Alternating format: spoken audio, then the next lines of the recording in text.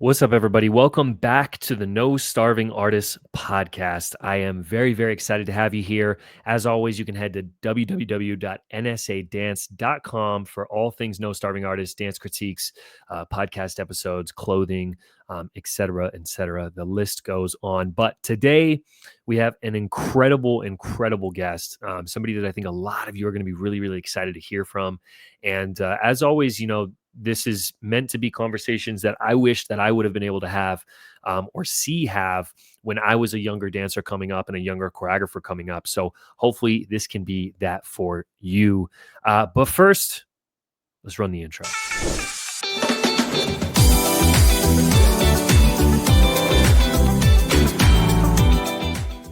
Phil Wright, welcome to the No Starving Artists podcast. Without further ado, I mean, the man, the myth, the legend, choreographer, teacher, educator, content creator. Phil, tell us a little bit about you and kind of what you're doing right now. Dude, wait, you're not just about to just jump me into this like this, man. I'm like, dude, thank you for having me, man. How do I proceed without saying thank you, man? Thank you, man. I appreciate you having me on. This is amazing. I've been really watching what you've been doing lately, man, and you've just been killing it, man. And we go back a ways, man. You've always had that type of attitude. But anyway, I just wanted to get that off before I even go for it. But yeah, man, thank you for having me. My journey is quite unique. I wasn't really raised in the convention world, you would say, which is ironic because this is all I do now. However, I started dancing at the age of 9. I actually started technically training in contemporary. There was this art school down the street from my home in North Miami Beach. And I started sneaking into classes because that's where all the girls were. So I would sneak into class. All right, yeah, I'll be the only boy. No problem. Yep. I could take that on. So I'm joking. This is going to be a long one. Ended up training and, really not taking it serious, really just like, it was either two things. You were athletic and you got a scholarship, or you're book smart, and I was neither, So I just kind of dropped myself into this world of dance, and I was a street dancer. I didn't really pursue the technical training life, I was in and out of that. Fast forward, I actually started singing and dancing as a performer on South Beach with a bucket hat. Yeah. Okay. Used to sing like old tunes, like Michael Jackson tunes. I'll be there. I'll be, all of that. Yeah. So that's why I kind of got the little swag of the hip hop vibe or whatnot. Still not taking it serious. Fast forward a little bit more. I attended Southridge Senior High School. And joined the band. And then that's where my musicality jumped in. I was a part of the percussion section and ran the drum line. And this is when drum line was a thing, right? With Nick Cannon coming out and like everyone everyone I saw, you want to fight? Pull out some sticks. Let's go. So and then fast forward, I think my senior year, I got most humorous. I was a class clown. And one of my buddies was like, yo, you should go in there into this dance audition and just act a fool. And I did. But he did not have any idea that I knew how to dance because I wasn't dancing at the time. And I went in there and I started acting a fool. But I was dancing really, you know. And the teacher was like, look, I know you're playing around, but I think I need you for the show this weekend. And that kind of jump started everything. And then I kind of fell in love with dance again and joined this group called Live in Color that appeared on APDC. Was in Miami doing award shows, Premios Los Nuestros, something like that. Latin Billboard Awards. Worked with Glenn Douglas Packard, booked my first movie. That's where I met Twitch in 2009 in Atlanta. Jump forward. I said, oh, I want to do this LA thing. Jumped to LA in 2013. I was 26 years old. And here we are today at 38 years old. Man, there's so many things in there. There's so many things in there. This is the thing that stands out to me is like I have this interaction with people, and I think this is just a topic right now in general is like, you know, do as much as we can at full speed as young as possible for as long as possible. And I think, Mm-hmm. stories like yours, I think are so cool for dancers to hear because, you don't always have to take the exact route that everybody says you have to take. You know what I mean? And I think you're a testament to that. And also Yeah. the fact that you kind of left dance for a little bit, came back to it, Mm-hmm. like, and now you're Mm-hmm. here with this massive platform is like, it's crazy. I tell my students all the time, who wrote the rule book? Mm, Who wrote the rule book? Who said you have to go through these steps and you have to see these teachers, you have to train this way, mm, and you have to stand at this spot in the classroom for you to learn the best? Like who's writing the rule book? mm, Who did it? And no one can ever give me a straight answer. Now, yeah. obviously, there are parameters and focus points on what you should do, you know, but everyone's story is different, man. Yeah. That's all I like to say, about that. Yeah, yeah, yeah. So what got you into teaching? I mean, that's the thing that I think a lot of people, especially, younger dancers, that's probably where they've crossed paths with you, is Mhm, is in your classroom or seeing clips of you teaching. So at what mhm. point in the process did that become something that was even, interesting to you? Dude, I was working at Applebee's, okay, Mm, serving tables. mm, And there was a local dance studio down the street. I will never forget Paramount Dance Studios. I was shout out. making like track. I was not making anything. And I went and applied to the studio and not thinking. Now obviously I'm dancing, right? I'm dancing Yeah. for Live in Color during this time. This is the Live in Color age, and I'm like, dude, I gotta make the gas money to get there, you know. So so I applied and I started teaching. They said, look, yeah, we'll take you. And I started at a very young age. I wasn't teaching adults, beginners. I was babysitting, man. I was babysitting from the age of 5 and 6 years old. Okay. If you had a 5 or a 6 year old child in Homestead, Florida, Yeah. I sat them. you know, and Oh. it wasn't. I would say, Jason, it wasn't a desire. Mm, It wasn't a mm, plan. You know, and I always like to say to my students, it's like the universe will choose. yeah. You will ultimately fall into the pocket of where you want or where you need to be. Mm, And also another thing, I don't want to get too deep, but sometimes not everything that you want is what the world needs. You know, and yeah. Wow. Okay.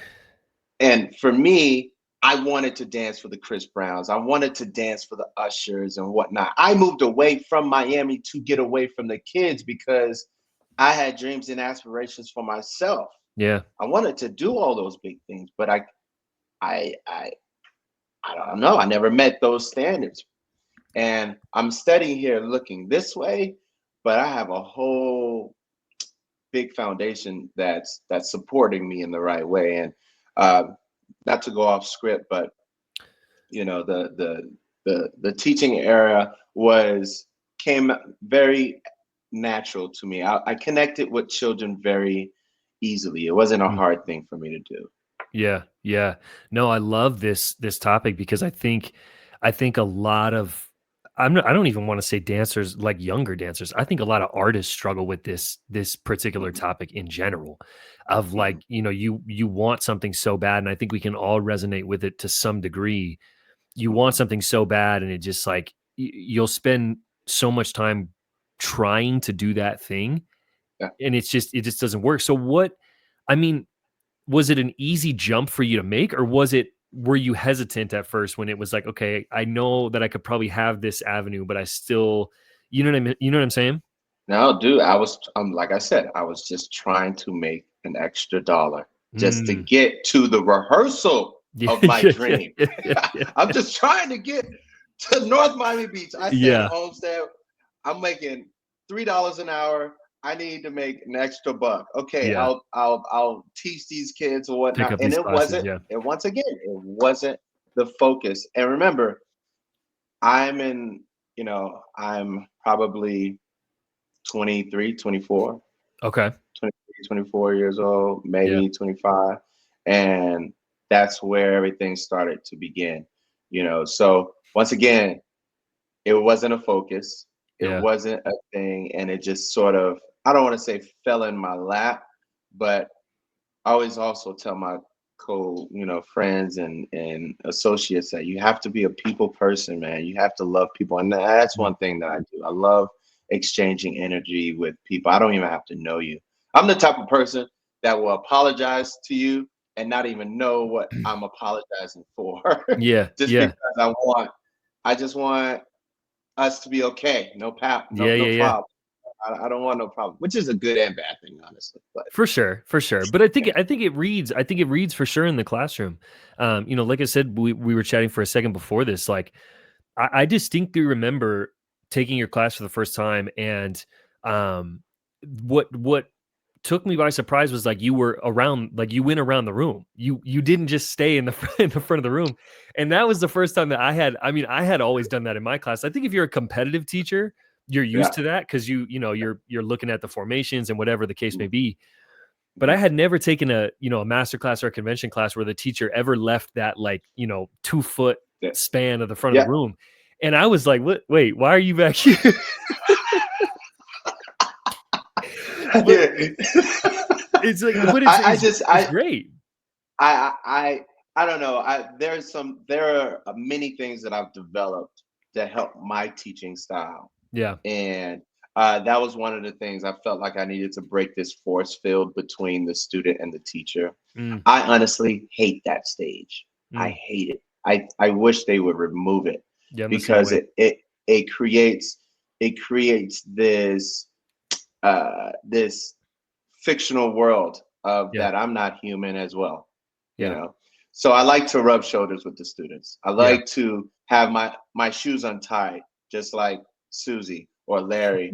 And oh, Mr. Phil, your shoes are untied. Oh, I'm flawed too. I'm flawed. Yeah. I am flawed too. So I think that's a really big part of teaching Mm, is making sure that you let your clientele and your students know that you're human as well, and yeah. that's uh, the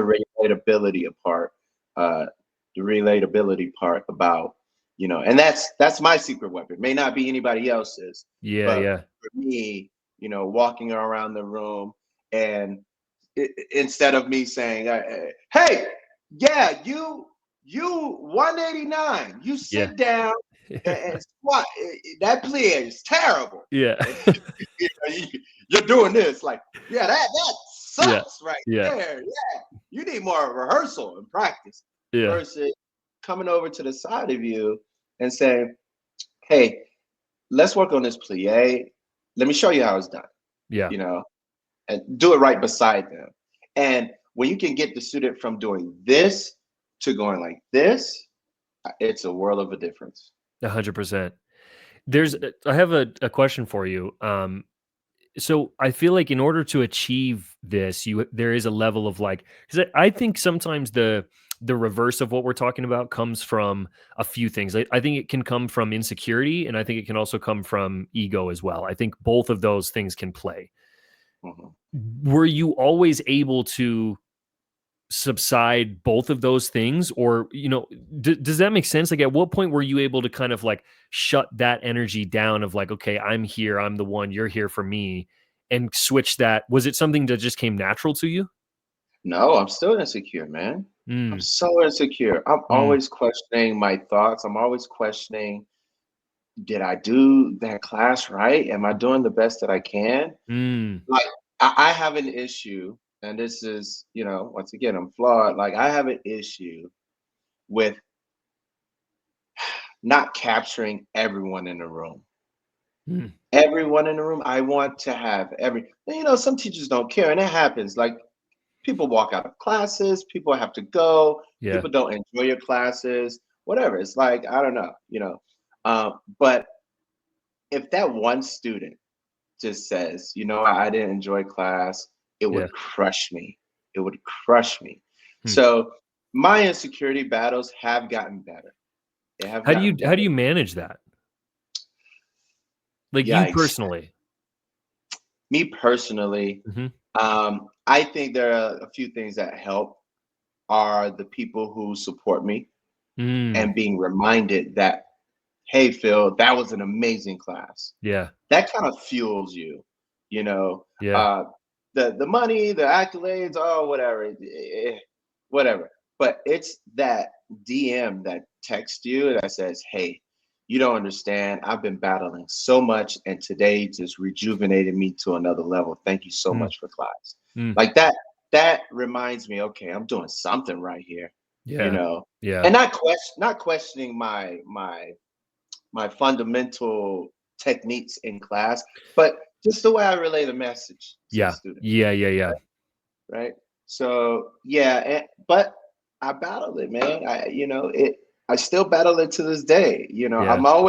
People always ask me, "Are you nervous before?" Yeah, I'm terribly nervous. I don't know. I don't know what I'm walking into. And I actually was talking with a teacher earlier today. She was like, I want to book you. I want you to come to my studio so badly, but I don't think my studio is suitable for you. I said, why? She goes, because we are all beginners. Mm. I go, honey, I don't teach for levels. I teach for whoever walks through the door and who are willing to learn. Yeah. That's what she's like, oh, really? And I think there's a big misconception of oh, you have these big large accolades and you can't, then you're too far beyond or too far removed from teaching beginners. Mm. I'm a full-blown teacher, dude. Like, Mm. don't box me into a corner. There are people who can't teach kids, there are people who can't, and that's fine.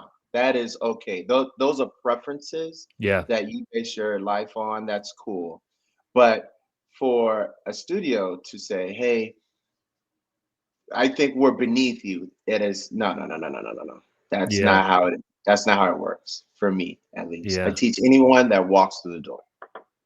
I love that perspective. I really do. And I feel this is, one of the reasons why I reached out to you is because the more that I started like watching your videos, because I would see them pop up on my page and whatever, I was like, man, we have so many like through lines. You know what I mean? So like I could just tell by the way that you were like the way you articulating your class and like even just having this conversation here, I'm like, it's funny how the people that do have those similar things like end up in similar spaces and similar conversations. And it's weird how the universe kind of attracts people together because yeah, I fully agree. And I wrote something in my journal the other day.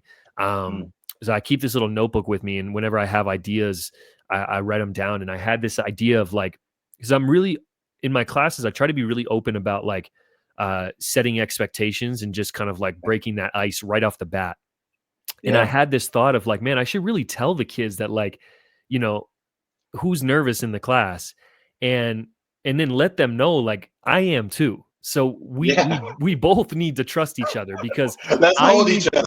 I need to be able to trust you that you're going to take class and you need to be able to trust me that I'm going to give you class. So if we can both agree to like trust each It, other, this it will is be a great agreement. time. An Exactly. agreement. It's an agreement. Exactly. My question is, how much of your class are you focused on that concept that you were just speaking on, reading the room, feeling out what's going on versus like the combo or what you're teaching and that type of thing?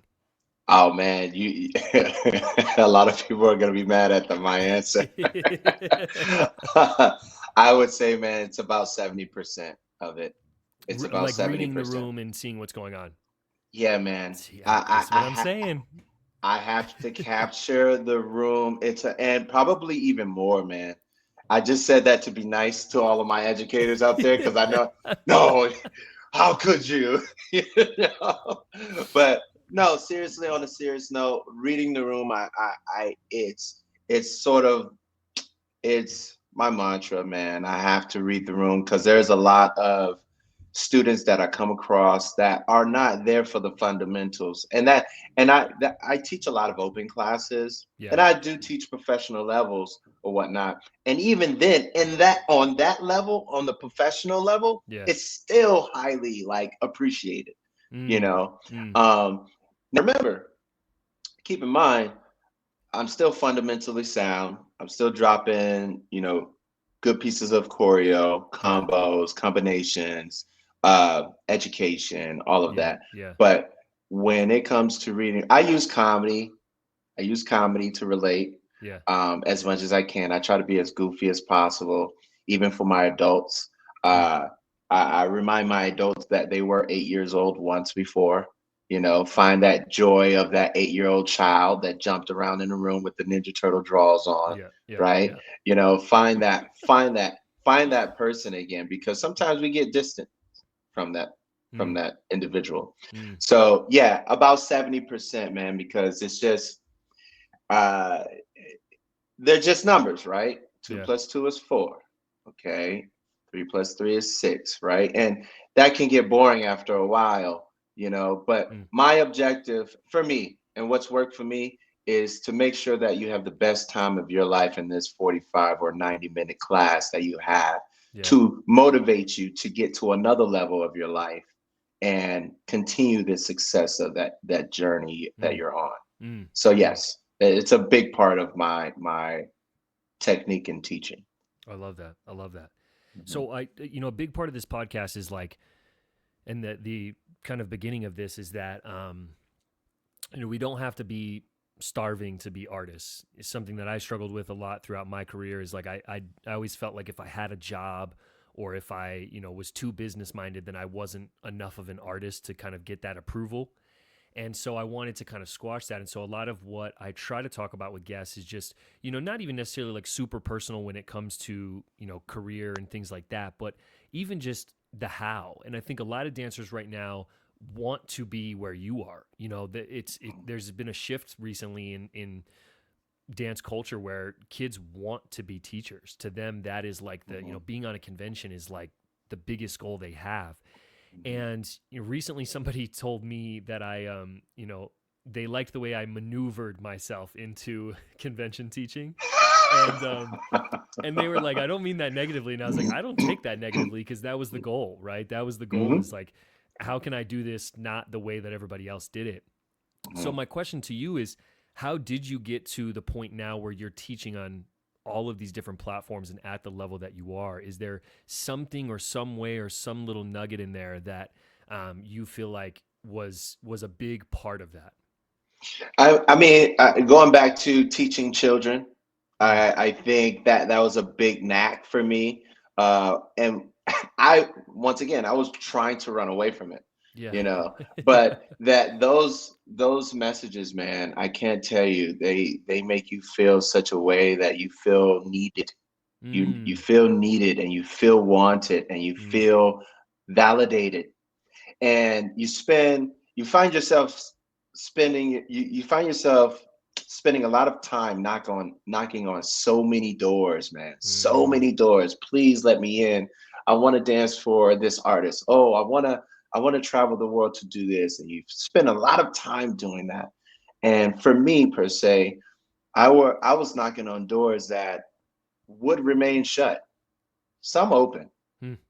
but the ones that opened was only because of what they saw, what I could bring to the table through my teachings, Mm. which is crazy. So if you have that passion and you're good at it and you love it, pursue it, drive it, because ultimately that could propel you into another stratosphere, in Mm. which it did for me. Yeah. I Jason, I'll be honest, I didn't start booking jobs until I started releasing content on social media. Mm. Okay. I went to every audition. I only booked one audition in my entire career, and that I was for saw I saw Cheyenne, this bro. video that you posted recently. Dude, I just was talking about this. Like, Yeah. one audition. Yeah. And so many auditions that I've been on. And guess what? I've always been Yeah. that close. You know, uh, you're Yeah. too tall, or We da da almost da. we almost wanted you. Yeah. Yeah. You know what? You look just too much like the artist, or you just. I was just tired of those made up answers, man. Yeah. Like Yeah. I was just so tired of those things. So um, I spent a lot of time knocking on doors, and when I started to refocus on my passion, which was crazy. It was the money making I was during that time teaching Yeah. kind of facilitated myself throughout my career. Mm, It wasn't the jobs. And once again, everyone's story is that's different. interesting. However, Yeah. yeah, yeah. That's an And interesting perspective though. it did. It really did. I swear to you. I Yeah. swear. And now remember, you also have to have a business approach to it though, Mm. too. I I've made saw a this lot of video that you mistakes. posted as well, and I loved it. It was you were walking somewhere, and Yeah. I mean, you will explain it better than me. But this idea of like business over Yeah. the Yeah. dancing side. Yeah. So and it's almost like relating to what you're saying that we don't have to be starving artists, Yeah, right? yeah, Um, and my talent, I'm great. I'm a good dancer. I find myself to be good. I'm good for me. yeah, I'm okay. I yeah, can I yeah. can accept myself. However, I know that I am excelling in age. I know that's not going to stop. Mm, And I always encourage all the people that I come across to get business savvy with the business world of dance if that's what you truly love. You mm, can't just rely on this talent because ultimately you will grow older and there will be someone else fresher. There will be a fresher apple comes around that looks just like you, has the bigger build, bigger facial features or whatever, and will ultimately take your job. And that's what happened. That's what the evolution of dance is. It's just, yeah, keep it rolling. Now, with that said, there's something that you can't take away from me is my business approach to it, mm, right? My business approach to it is okay, my body isn't as what it was when it was 25. How can I pivot and leverage what I have built for myself in the past when I was healthy mm, to facilitate what I have going on now? yeah, Okay. Is that a podcast? Is that a mentorship program? Is that a convention? Is yeah. that something that you can still dance and be a part of, but through a mental capacity or a 100%. spiritual capacity? You know what I mean? It's not all physical. I dance every day, but I dance with my thoughts. Yeah. Okay. I dance with my thoughts. I dance with my ability to maximize and leverage the things that I've done for myself in the Mm, past. And mm. that's what I've been doing. And this is a great segue because you have a mentorship program, if I'm not mistaken. Yes, man, you are the man, Jason. I You got are you. the man. I got you. I got You you. are the See, man. you see. I've been doing this. I do this a little bit. I have a mentorship program for kids between the ages of 5 and 15 called the Mm, Chicken Nugget University. We love that. started up in March of last year. No, February of last year. Okay. And I'm proud to say 15 of those students have been currently signed to professional dance agencies, Dang. uh, not particularly living in Los Angeles. Wow. And these are students who thought there was no chance for them to break into the industry. And to be honest, a lot of kids want that lifestyle, but they only see one road to go by, and Yep. that's okay. Let's go to conventions. Let's see if we can get first place, Hmm. and see if we can get this or best dancer, or this and that. And that's honestly not everyone, but that's not the given road. For You don't sure. have to go there all the time. Yeah. It's an avenue, but there's many other ways. So I just opened up I opened up a an avenue for the younger kids. I know there are so many other professional older generational like mentorship programs, but I felt like there was none out there for the younger crowd. Yeah. And going back to what I'm good at, which are kids and the Yeah. youth. um, Facilitated it and leveraged it to where I developed this program. And we're starting back up in June. So if you guys if you guys are watching this podcast right Hey, here with me and hey, Jason, go sign up. June, Chicken Nugget University, chickennuggetuniversity.com. We have yeah, different packages. You can do on demand. You can do the monthly program. You can do the Dean's List, whatever you like. Yeah, I'll see you guys in June. I Thanks. love it. I love it. Yeah, we man, what was I? I was gonna say something along hmm these lines, What and it about slipped my what head. about what about you? What about me? What What? about Don't ask me. what? You're Well, the yeah, I want guest. to ask you. No, dude, I want to. No, don't get Oh, off. Yeah. What okay. about What? you? What do you got? Hit me. How have you settled into your teaching, Yeah. and how what did it take for you to get there? I mean, a lot of trial and error. A lot of like, I always joke. I started teaching very young as well, and I always joke that it was like I shouldn't have been teaching. Absolutely Mm, should not have been teaching. But I think so much of what I do now is built off of all those mistakes that I made in the beginning. You know, mm, all of the bad habits that I had, all of the things that I saw other teachers above me doing, and I mm, sought to replicate those things. And as soon mm, as I realized that it just didn't work, it was mm, like it was almost like a light bulb of like, okay, wait, I'm putting myself through stress and I'm also stressing these kids out, and mm, then we're not getting anything done. And so mm, it's been a lot of trial and error. It's been a lot of like the content has helped as well because like you, I'm probably too much always like hyper analyzing my classes. Even in real time, I have a really bad habit that I'm actively trying to work through where if I'm teaching, it's such a niche thing. If I'm teaching and I see people talking in the yeah, classroom, not yeah. not dancers, but if I see like adults talking, and Oh, if they're kind of facing away from me, I always assume that it's like this about you. class sucks, this guy's Yeah, terrible, and yeah, and yeah. and to the point where like it almost becomes it consumes my thoughts in the moment, and I'm like I have to catch myself, and I'm like wait, you're teaching hmm right now. Like, let's have this Yeah. conversation later because you're teaching right now. But it's a bad habit that I'm trying to get out of. But I think it's because I'm always trying to improve the process. I'm always Yeah. trying to like, what can I do to make the class better? And it doesn't always happen. Yeah. I've had my fair It, share of bad classes, but it's the progress that matters. I think. yeah, you win some and you lose some. And Jason, bro, you're not the only one. Mm, There are like mm, little knacks that bother me. Um, and going back to the parent that's sitting in the class, yeah. all the way in the back, in the corner, and you just all you see is this, Uh huh. Yeah. And yeah. I like to command the room.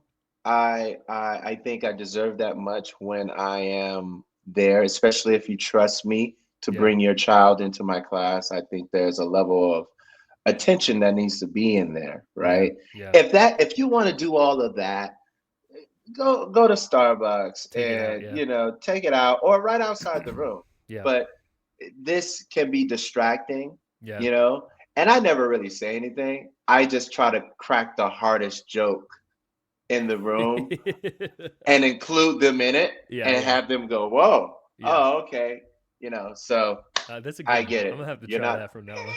yeah, yeah, yeah. Include them in. In It the doesn't even have to be a yeah. joke. Just talk about something about them to get them to be like, "Oh, Yeah. Yeah. I love it. I love it. yeah, dude, Phil, yeah, give me man." like think of it as a last thought, the golden nugget, no pun intended for the Yeah. Chicken Nuggets University, but give me, what's something that you feel like dancers, if they really applied it, would make a huge difference in kind of like the course of their journey. You are the commodity. You are the value. You Mm, are it. You are it. Become it. Don't be afraid to become it. Um, I was actually having this conversation the other day. It's like there's a difference between going through the motions and actually becoming or requesting the world what you want to be hmm, and who you are, right? I am a professional seeking dancer. I am a I am a competition, whatever the case is, whatever realm you want to throw yourself in, mm-hmm, I promise you your brain will mold to it. your body would mold to it, okay, versus seeing a path and saying, okay, after go through these steps, Hmm. Sally's doing that down the street. Okay, I'm going to do the same thing. Hmm. That is just going through the motions. Listen, you can go to class every day. You can train with the best every day and not excel in anything. Yeah. You Yeah. can want to be a professional dancer and try to train every single day and not book a job. Hmm. I've seen it happen. Hmm. Okay. And I've seen the people who train. Oh, did I lose you? No, can you still hear me? I went out somewhere. Okay, there we go. You good? Sorry. Um, yeah, I can see you. I think the Okay. Wi-Fi kind of going in and out. Anyway, I've seen people go through the motions and take classes every single day Hmm. and not really excel in their career versus a person who doesn't even really train that well, like often, book every job in the book, Yeah. you know? Yeah. And that might be a mentality thing, which I would like to say it is, um, because I think I would put myself on this side of the realm where I am solely based on like, this is what I'm going to do, and I'm going to indulge in it, and this is who I am, and Hmm. everything modes to it, you know. Yeah. Um, I've just seen so many dancers, so many young dancers just go through the motions, and before you know it, it's 7 years, it's 10 years, it's 12 Yeah. years, and they've been just riding the same bike and not really doing anything with it, Man. you know. And that's the nugget. That's the one. Yeah, That's the one. yeah, Phil, yeah, tell everybody where they yeah. can find you. Where are you at online? If people want to book you, if people want to just reach out to you, give all the plugs. Oh man, you can find me on YouTube, which is Dance Machine with a Z at gmail.com. You can find me there. You can find me on TikTok. I got one of those things. Mm-hmm. Uh, Phil Wright underscore. Also, you can follow me on Instagram, which is the platform I'm more active on, which is Mm. Phil underscore Wright underscore. And stay tuned for Chicken Nugget University. Mm. You can visit that and enroll there for any kids between the age of 5 and 15. And we have so many great programs there to educate and lift. Amazing. Amazing. Thank you so much for your time. I really, really appreciate it.